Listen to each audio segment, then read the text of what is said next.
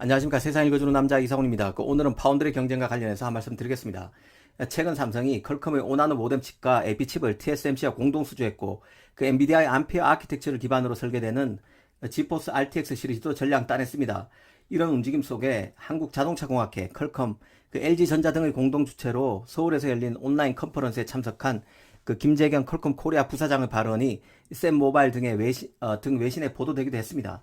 그의 발언은 이런 것이었습니다. 삼성이 칩 생산자로서 이 독자 역량을 갖추고 있기 때문에 앞으로 삼성과 TSMC 간 격차가 계속 좁혀질 것이라는 것이었습니다. 현재는 TSMC가 삼성에 비해 경쟁 우위가 있지만 결국 삼성이 따라 붙을 것이란 취지였습니다. 이 한국 행사에서 의례적 발언으로 볼 수도 있을 것입니다. 실제 삼성과 TSMC 간 파운드리 점유율 격차는 올 3분기에 직전 분기인 2분기 대비 더 벌어질 것이란 예측이 나오고 있습니다.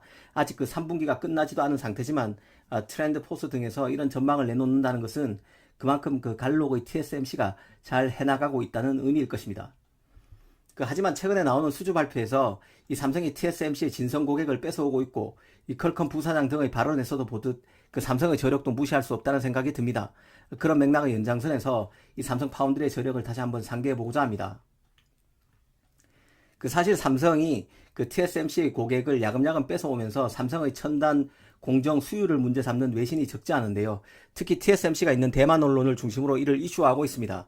실제 삼성의 5나노 공정에서 얼마나 수율에 문제가 있는지 확인할 길은 없습니다. 또 최근에는 엔비디아의 암페어 GPU가 이 삼성 8나노에서 전량 생산된다는 소식이 공식 발표되자마자 미국 매체인 WCCF-텍은 트위터 소스발로 엔비디아가 삼성의 8나노 수율이 최대치로 올라올 때까지 대량 생산을 홀딩하고 있어 엔비디아 GPU 가격이 공급 부족으로 올라갈 수도 있다는 소식을 전하기도 했습니다. 제가 보기에는 이 엔비디아 건은 황당한 추론이라고 생각합니다.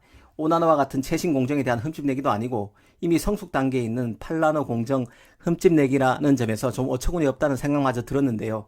이게 절대 강자 TSMC의 추격자인 삼성을 보는 일각의 냉정한 시각으로 볼 수도 있을 것입니다. 하지만 갈수록 심해지고 있는 파운드리 경쟁을 둘러싼 복잡한 맥락을 안다면 이런 문제 제기를 곧이곧대로 받아들이기도 어렵습니다. 분명한 것은 거대 팹리스들이 TSMC의 물량을 몰아주기보다는 삼성을 지렛대로 TSMC와 삼성 간의 경쟁을 통해 이익을 극대화하는 전략으로 움직이고 있다는 점입니다. 그럼 여기서 왜 팹리스들이 파운드리를 교체하는 게 쉬운 일이 아닌지 다시 한번 짚어보겠습니다. 이 파운드리가 자신의 고객 리스트에 새로운 팹리스를 추가한다는 것은 말처럼 쉬운 일이 아닌데요. 이 파운드리 고객인 팹리스는 칩을 제작하기 1, 2년 전부터 설계 기획 단계에서부터 이 파운드리 제작 라인을 감안해서 칩을 설계합니다. 이 팹리스 입장에서는 기존에 해오던 파운드리가 아니라 새로운 파운드리가 일하게 되면 설계 해로도 이전에서 조금 업그레이드 되는 수준이 아니라 완전히 새로운 작업이 필요합니다. 이 달리 말하면 팹리스가 파운드리를 교체한다는 얘기는 파운드리의 새 생산 라인에 맞춰서 R&D 등의 많은 변화를 감수해야 한다는 뜻입니다.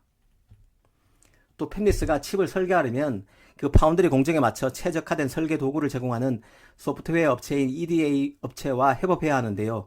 만약 파운드리를 교체하게 되면 팹리스들은 바뀐 파운드리 공정에 맞춰서 EDA 툴도 새로 마련해야 합니다. 즉 비용이 더 든다는 얘기죠. 이 TSMC에서 최적화된 EDA 툴로는 삼성 파운드리에 맞는 설계도를 만들 수는 없습니다. 여기에다 파운드리 교체는 굉장히 현실적인 문제이기도 합니다. 가령 TSMC에서 만들 때는 아무런 문제가 없던 특정 트랜지스터가 삼성 파운드리에서 만들면 효율이 떨어지거나 발열 문제가 발생할 수도 있습니다.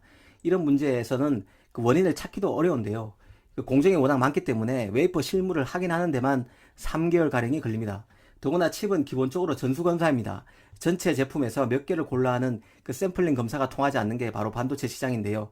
이 칩의 오류는 시스템의 오류이자 제품의 오류를 의미하기 때문에 팹리스는 가급적 칩의 수율을 최대로 끌어올리기 위해서라도 거래 관계가 이전에 있었던 오래된 파운드리를 선호할 수밖에 없습니다. 특히 팹리스는 극심한 경쟁에 시달리고 있습니다. 팹리스가 파운드리 교체 조심스러울 수밖에 없는 이유 중 하나인데요. 칩이 고도화되면서 팹리스의 칩 설계에 따른 투자 비용이 천정부지로 치솟는 점도 파운드리 교체를 팹리스들이 주저하게 만드는 요인이 되고 있습니다. 이 팹리스가 10나노급 반도체를 설계하는 데는 평균적으로 1억 7,400만 달러가 있어야 합니다. 7나노 칩은 3억 달러, 5나노 칩은 5억 3천만 달러, 3나노 칩은 최대 15억 달러가 투입돼야 한다고 합니다. 공정이 미세화될수록 비용이 크게 늘어나는 거죠. 칩에 배치해야 하는 그 트랜지스터 숫자가 커진다는 뜻은 회로의 설계 인력, 검증 인력의 증가뿐만 아니라 개발 기간의 증가를 의미합니다. 이는 팹리스들이 파운드리 선정에 더 꼼꼼해야 함을 의미하는데요. 이런 파운드리 공정 특징, 그리고 고신뢰를 바탕으로 하는 칩 산업의 성격상 그 팹리스는 대형 파운드리, 그리고 오랫동안 작업을 함께한 파운드리를 본능적으로 찾게 됩니다. 그런 맥락에서 보면 삼성이 TSMC에 맞서서 새로운 고객을 발굴하고 있는 것은 저력을 인정해 줄 만한 업적으로 볼 수 있습니다. 그 역으로 보면 이런 파운드리 시장의 조건은 이미 다양하고 풍부한 고객을 확보하고 있는 TSMC에 프리미엄이 주어져 있는 시장으로 볼 수도 있습니다. 그런 만큼 삼성이 경쟁에서 이기면 이런 프리미엄의 역반응이 어떤 식으로든 일어날 수 있습니다. 정당한 문제 제기도 있겠지만 그간에 형성되어 있던 그 파운드리 시장의 질서를 흩어뜨린 대가로서 삼성이 응당 그 감수해야 할 부분도 있는 것 같습니다. 최근 그 삼성 수율에 대한 일각의 문제 제기는 이런 측면이 적잖이 녹아 있다는 생각이 듭니다. 오늘 이 시간에는 삼성 파운드리가 어려운 시장 환경 속에서 성과를 내고 있고 그것의 의미를 다시 한번 살펴보는 시간을 가졌습니다. 감사합니다.